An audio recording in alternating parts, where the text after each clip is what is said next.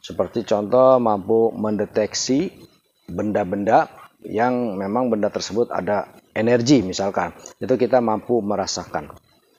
Bahkan lebih dari itu, jadi memiliki kepekaan yang sangat tinggi. Ketika ada orang yang ingin mempunyai niat jahat pada diri kita, kita sudah mendapatkan sinyalnya atau vibrasinya sudah bisa kita rasakan. Assalamualaikum warahmatullahi wabarakatuh. Waalaikumsalam warahmatullahi wabarakatuh. Saya bersama rombongan dari Brebes untuk bersilaturahmi ke Padepokan Al-Karomah Beralak Sengkleh Cirebon. Dan saya ingin mengetahui arti dari Beralak Sengkleh Cirebon. Dan pertanyaan saya yang pertama, saya mohon untuk memanggil pimpinan Al-Karomah Beralak Sengkleh itu memanggil Bapak atau memang Pak Ustadz atau memang Pak Kiai atau memang Pak Haji. Baik. Dan saya ingin mengetahui silsilah Padepokan Al-Karomah Beralak Sengkleh Cirebon. Mohon penjelasannya dari pimpinan. Terima kasih. Pertama-tama saya ucapkan Assalamualaikum warahmatullahi wabarakatuh. Waalaikumsalam warahmatullahi wabarakatuh. Salam sejahtera, salam keberlimpahan untuk kita semua. Terima kasih atas kunjungannya dari Brebes, rekan-rekan semua. Yang jelas, sebelumnya saya perkenalkan diri. Saya wargi dari Panembahan Wirasuta. Dan secara pribadi, saya sepertinya kalau dipanggil Kiai atau Ustadz, sepertinya tidak layak. Karena saya hanya orang biasa, hanya orang bodoh, yang pengetahuan saya hanya sebutir pasir, bahkan lebih kecil dari sebutir pasir. Tadi ditanyakan mengapa dinamakan Beralak Sengkleh Cirebon. Begitu ya pertanyaannya kan ya? Ya. Beralak Sengkleh, filosofinya belarak itu yaitu pelepahnya kelapa, pohon kelapa. Sengkleh maknanya berarti terpuruk, rusak, atau jatuh. Artinya ketika dua suku kata itu kita padukan,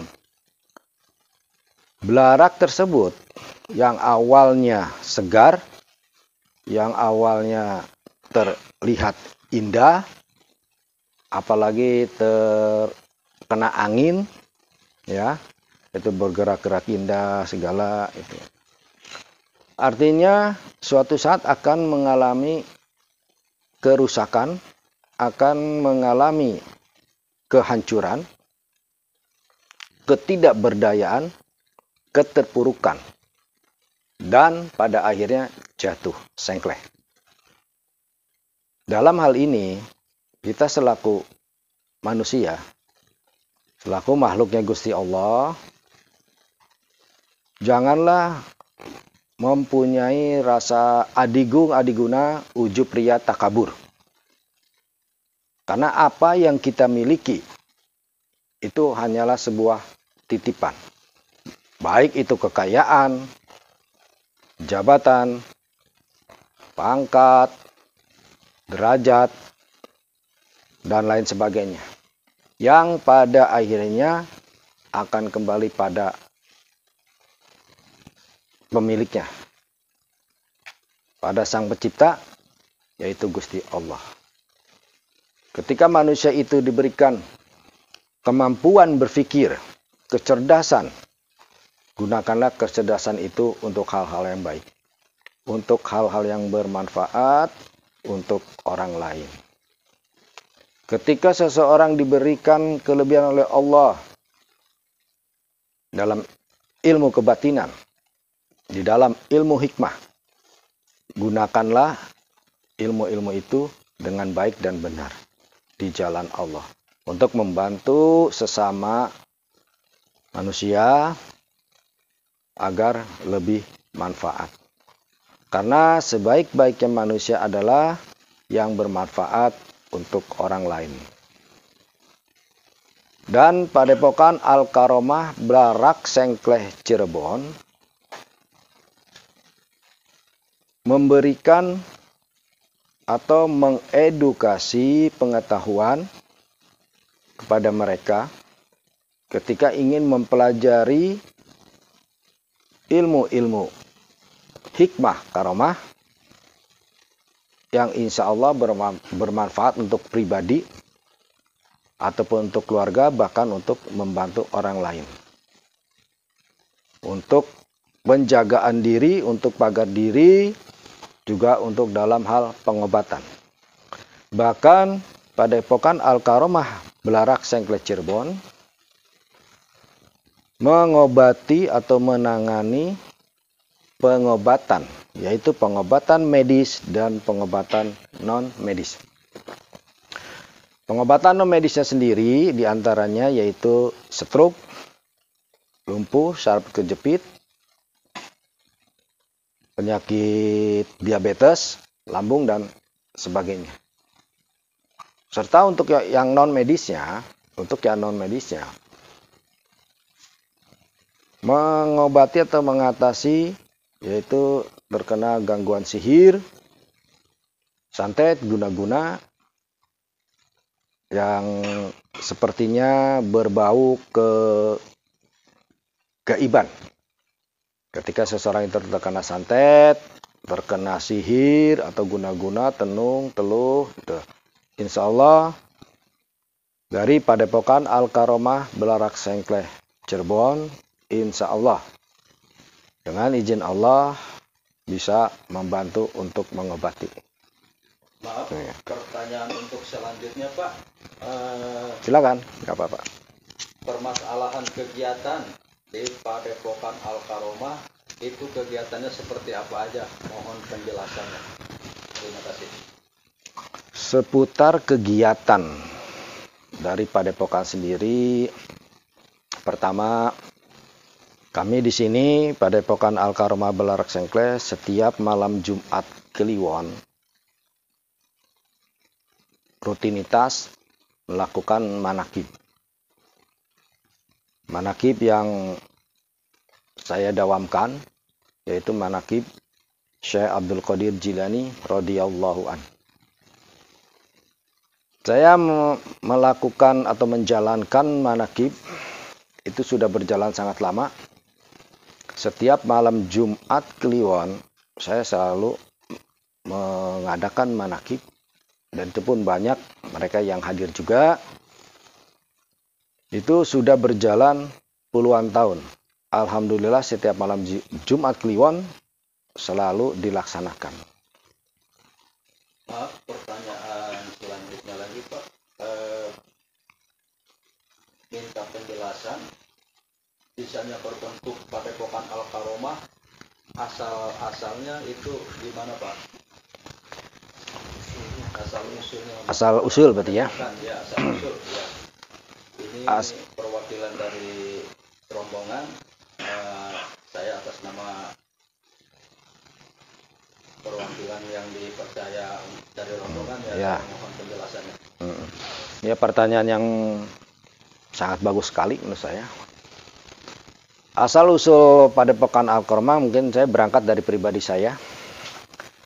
Secara pribadi saya pun tidak ingin menjadi katanya orang pintar, orang yang lindungi, itu tidak sama sekali. Apalagi menjadi orang yang sakti mandraguna, itu tidak sama sekali. Jujur saja, pada awalnya saya melakukan riyadoh, puasa selama 40 hari. Yang saya makan itu adalah hanya daun. Buka puasanya itu pada tengah malam jam 12 malam. Hanya makan daun. Itu saya lakukan selama 40 hari. Saya mengharapkan ridhonya Allah supaya apa? Apa yang saya inginkan itu terkabul, terwujud. Yang saya inginkan seperti apa? Saya ingin usaha itu gampang. Saya ingin keberlimpahan. Saya ingin kecukupan rezeki. Bukan ingin jadi orang pintar. Atau yang biasa dikenal dengan paranormal. Atau ahli spiritual. Tidak sama sekali. Tidak terpikir. Tetapi entah bagaimana. Dengan jalannya waktu. Saya merasakan hal-hal yang aneh. Hal anehnya tuh contohnya saya sering mendapatkan petunjuk melalui impian. Harus membaca surat ini ayat sekian. Dan itu jelas sekali petunjuk tersebut. Maaf Pak, diperjelaskan masalah surat untuk teman-teman supaya lebih jelas suratnya surat apa gitu. Ya. Sebetulnya banyak ya. Yang jelas saya mendapatkan petunjuk dari Gusti Allah melalui mimpi. Yang tadi ditanyakan katanya surat apa? Salah satunya surat Al-An'am. Nah, itu ada salah satu ayat yang berbunyi la tudrikuhul absaru wa huwa yudrikul absara wa huwa latiful khabir. Nah, itu manfaatnya sangat luas. Jadi singkatnya, setiap petunjuk itu datang lewat mimpi. Bahkan sebelumnya juga saya kedatangan yang namanya keris dalam mimpi itu. Keris itu berwujudnya kuning semua, tanpa sarung keris tersebut. Itu melayang di atas tubuh saya. Ketika itu memang dalam kondisi mimpi. Tetapi yang jadi anehnya, keris itu mampu saya tangkap, mampu saya pegang. Bahkan saya sampai terbangun, tangan masih mengepal. Tapi keris itu tidak ada. Nah, setelah mimpi begini saya sampaikan pada orang tua bahwa apa sih mimpi tersebut, maknanya. Nah, orang tua itu menjelaskan bahwa itu adalah simbol. Simbol di mana suatu saat akan menjadi seorang yang memiliki kemampuan dalam hal kebatinan. Itu kata orang tua yang menyampaikan, menjelaskan sama saya. Jadi keris itu sebagai simbol bentuk energi yang berada di dalam tubuh saya. Itu yang di ini pas habis puasa katanya bukanya itu jam 12 malam itu bukanya pakai daunnya daun apa Pak? Untuk daun itu yang sekiranya dapat kita makan, artinya aman, entah itu daun singkong atau kangkung, ya, itu. Yang jelas daun itu dapat kita makan, aman, begitu. Jadi kita makan daun tersebut, ditambah dengan nasinya juga tidak banyak, hanya setiap buka hanya 1 kepalan, begitu. Dan tujuannya bukan ingin menjadi ahli spiritual atau paranormal, bukan, sama sekali tidak. Saya hanya berharap Allah memberikan kemudahan pada diri saya untuk mendapatkan keberlimpahan, berkecukupan. Begitu tujuannya. Ya mungkin jalannya harus seperti ini, gitu kan. Saya diberi sedikit, sebutir, mungkin kalau ukuran sebutir pasir, pengetahuan yang diberikan oleh Allah pada saya. Maaf, pertanyaan berikutnya Pak, permasalahan padepokan itu kalau pengen tahu itu dari berdirinya padepokan Al-Karomah Beralam Sengkla itu dari tahun berapa? Mohon penjelasannya Pak. Padepokan Al-Karomah sudah sangat lama sekali. Itu berjalan ketika memang anak saya itu masih berumur 3 tahun. Dan pada umur segitu pun saya sudah melakukan yang namanya manakib setiap malam Jumat Kliwon. Dari usia anak saya umur segitu sampai sekarang pun masih tetap manakib. Jadi sudah sangat lama gitu. Berarti kurang lebihnya tahun 99 lah gitu. 1990. Iya, iya. Nah, mungkin untuk pertanyaan dari saya mungkin bisa di ini dulu untuk rombongan dari teman, mungkin ada yang mau bertanya, untuk waktunya kita persilakan. Ya, saya lupa untuk pertanyaannya, kenapa itu padepokan Garak Sengklek Cirebon, kenapa lambangnya itu apa, macan atau harimau gitu? Harimau ya. Kalau filosofinya tadi sudah dijelaskan ya, berarti jadi kita jadi manusia itu jangan adigung, adiguna, ujub, ria, takabur, sombong. Jangan memiliki perasaan merendahkan orang lain, mengkerdilkan orang lain, apalagi menzolimi orang lain. Tadi pertanyaannya, kenapa dilambangkan dengan harimau? Iya. Kalau kita bertanya sama orang-orang tua dahulu, pasti paham. Belarak Sengkla itu apa sih? Kalau divisualkan, itu wujudnya harimau yang besar. Harimau sangat besar, dan itu memang makhluknya Gusti Allah juga sama. Ketika mungkin kalau ada orang yang bisa melihat dengan kemampuan batiniahnya, mungkin bisa terlihat. Bahkan pernah ada kejadian yang aneh. Pada waktu mau melaksanakan manakib pada malam Jumat Kliwon, ada jamaah, bahkan rekan saya sendiri, mengajak anaknya yang awalnya untuk mengikuti manakiban, itu sampai tidak jadi, anak tersebut takut. Akhirnya bapaknya itu menanyakan, kamu takut apa? Itu Pak, katanya ada harimau besar. Itu pengakuan dari anaknya tersebut. Gitu. Ada juga yang lainnya memang menyaksikan juga langsung anak kecil, yaitu orang tua juga mau mengikuti manakib.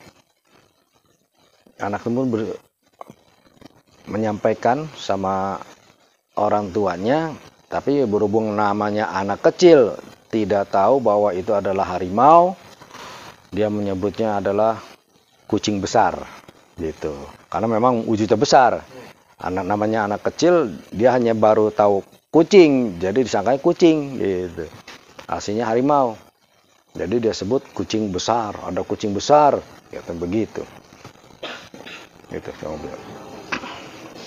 Penjelasan Beralak Sengkleh Cirebon mungkin sudah dijabarkan, udah jelas. Ini pertanyaan yang selanjutnya, ada banyak orang membagikan ilmu menjadi dua ilmu hitam dan ilmu putih. Seperti apa penjabarannya, Pak? Kalau berbicara ilmu, antara mana ilmu hitam, mana ilmu putih, sebetulnya ilmu itu tergantung pada seseorang yang memilikinya.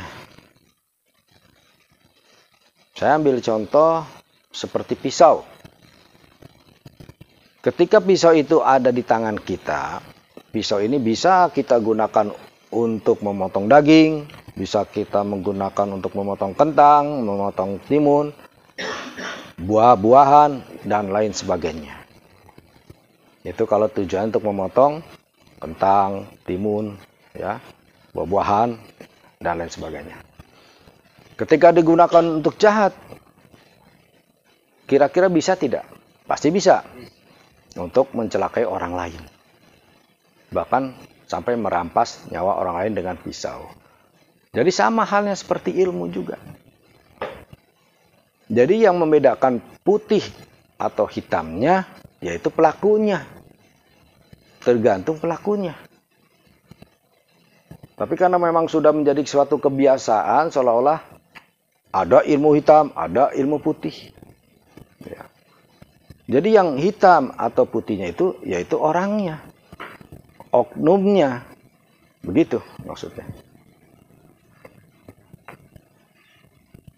Untuk pertanyaan selanjutnya mungkin dari rombongan dan mungkin ada yang kurang jelas, silakan memperjelaskan. Untuk waktunya kita persilahkan. Ya, ini Pak, saya pengen tahu apa yang diajarkan di Padepokan Al-Karomah Beralak Sengkleh. Apa aja yang diajarkan? Ya. Baik, ini pertanyaan yang sangat menarik sekali. Apa yang diajarkan bagi mereka yang ingin belajar? Jadi saya pribadi terutama mengajarkan untuk melakukan kebaikan atau kebenaran. Padepokan Al-Karomah Beralak Sengkleh Cirebon mengajarkan untuk keselamatan diri, untuk penjagaan diri dari serangan lawan. Ketika ada seseorang yang akan menyakiti kita, misalkan akan memukul kita, akan menghantam diri kita, insya Allah dengan izin Allah, orang itu akan terpental. Pukulannya tidak dapat mengenai tubuh kita. Nah, jadi itu salah satu kemampuan. Belum lagi kemampuan lainnya, termasuk dapat mengobati mereka yang terkena gangguan-gangguan makhluk astral atau gangguan-gangguan jin-jin jahat, jin-jin ahli sihir. Insya Allah dengan amalan-amalan yang dipelajari dari Padepokan, insya Allah dapat berguna, dapat mengobati penyakit-penyakit seperti itu, yang artinya dalam zonanya adalah berarti penyakit non medis gitu. Ya, mohon maaf Pak untuk pertanyaan Ya. berikutnya. Itu Padepokan Al-Karomah, apakah bisa untuk dipelajari buat orang lain? Untuk dipelajari sama orang lain itu sangat mudah sekali. Pertama-tama yaitu niatnya. Niat untuk baik, bukan untuk kejahatan. Dan keduanya adalah muslim. Nah itu bisa. Dia punya niat baik, dia muslim, insya Allah bisa. Jadi tanpa harus berpuasa lagi, cukup dengan air yang sudah saya doakan, insya Allah langsung memiliki kemampuan.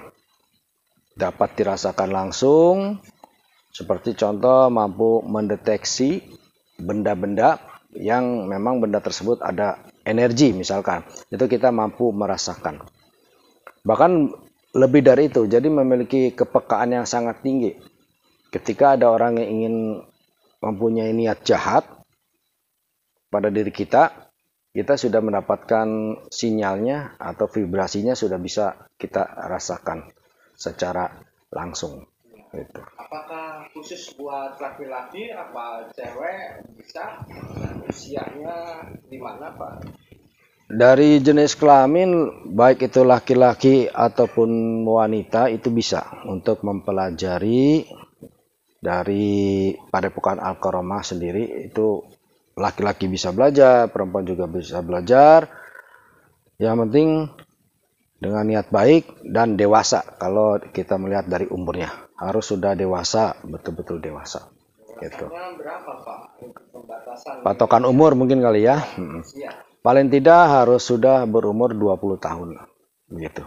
Artinya memang sudah bisa untuk mempelajari. Itu pun untuk masih yang tingkatnya dasar, pengenalan. Gitu.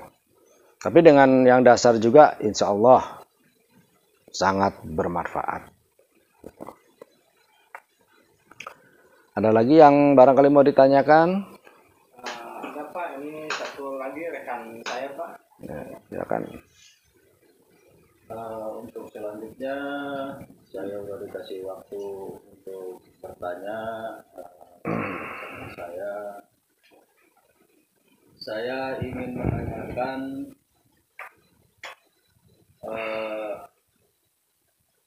Padepokan Al-Karomah dari segi ilmu Al-Karomahnya yang tadi udah dibaca, udah diuraikan oleh pimpinan. Dari pengen belajar dari istilahnya belajar di Padepokan itu maksudnya dari usia 20 sampai usia berapa itu, Pak, yang dimaksud tadi itu? Kalau dari usia diawali dengan 20 artinya sudah bisa dikatakan dewasa, gitu ya. Nah, untuk batasannya tidak ada batasan. Selagi memang masih diberi sehat, ada niat dan benar tujuannya, insya Allah bisa. Begitu. Dan ini juga perlu diluruskan supaya tidak salah persepsi. Kenapa saya memakai nama Padepokannya Al-Karomah? Padahal hanya para wali lah yang memiliki karomah. Saya bukan wali. Jangankan wali. Saya bukan ustadz. Saya bukan kiai. Tadi di awal sudah saya sampaikan bahwa saya hanya orang bodoh yang mencoba untuk belajar benar. Saya tidak mengaku benar, apalagi melakukan pembenaran. Gitu. Mengaku benar pun tidak, saya hanya orang yang bodoh mencoba untuk melakukan benar. Karomah hanya milik para wali. Jadi karena cintanya saya dengan para wali-wali Allah, khususnya yang ada di Tanah Cirebon, Syekh Syarif Hidayatullah, Sunan Gunung Jati, maka saya mengadopsi kata karomah itu. Dijadikan nama Padepokan Al-Karomah Blarak Sengkleh. Ya, mungkin cukup pertanyaan dari saya dan teman-teman rombongan dari Brebes. Mungkin untuk selanjutnya masih ada yang penasaran, mungkin untuk waktunya masih bisa dipersilakan untuk teman-teman yang masih ada mau bertanya. Mungkin untuk diri saya pribadi mungkin Cukup ya. cukup sampai Baik. di sini.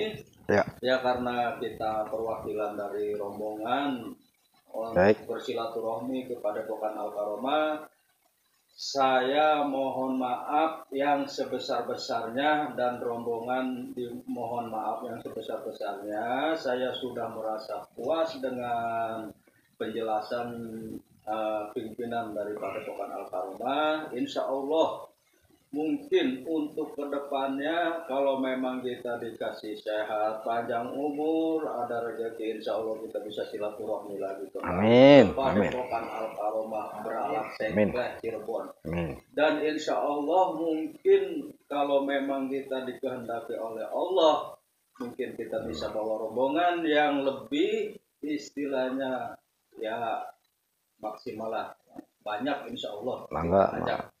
Untuk pembelajaran yang akan datang, insya Allah nanti saya pelajari yang sudah diterapkan, yang sudah diterangkan dari pimpinan. Assalamualaikum warahmatullahi taala wabarakatuh. Waalaikumsalam warahmatullahi wabarakatuh.